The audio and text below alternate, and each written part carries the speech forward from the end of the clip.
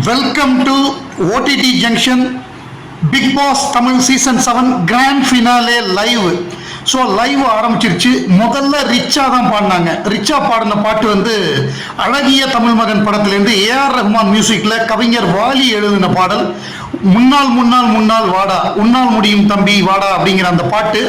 அந்த பாடல் வந்து ஏஆர் ரஹ்மான் மிக பிரமாதமாக பாடியிருப்பார். வாலி அவர்களோட வரிகளில் தளபதி விஜய் அவர்களுடைய நடனம் பிரமாதமாக இருக்கும். ஓப்பனிங் சாங்கு அந்த பாட்டை பொறுத்தவரை ரஹ்மான் வாய்ஸ்லேயே நம்ம கேட்டு ரிஜிஸ்டரான ஒரு பாட்டு. அதை ஒரு குழந்தை, அதாவது 6 பேருமே பெண் குழந்தைகள் தான் இந்த ஃபைனலில். அது ஒரு மிகப்பெரிய விஷயம்.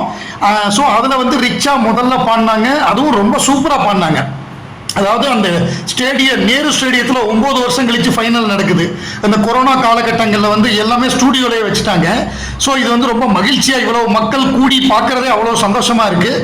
அவங்க பாடின விதம், அந்த ஆர்கெஸ்ட்ரா, அந்த பின்னாடி டான்ஸ் ஆனவங்க எல்லாமே பிரமாதமாக இருந்ததுன்னு சித்திரமாகவே பாராட்டினாங்க.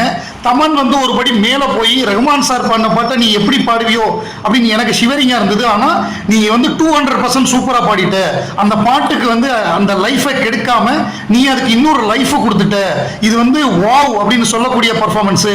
இதை ரஹ்மான் சார் பார்த்தாருன்னா ரொம்ப சந்தோஷப்படுவார்.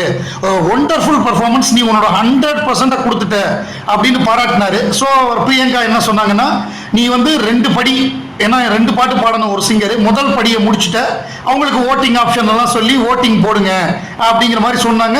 ரிச்சா வந்து 100% நல்லா பாடினாங்க. அவங்களால எந்த மாதிரி பாட்டு பாட முடியுமோ அந்த பாட்டை கரெக்டாக சூஸ் பண்ணி அதை ரொம்ப நல்லா ரொம்ப அழகாக 100% கொடுத்துட்டாங்க.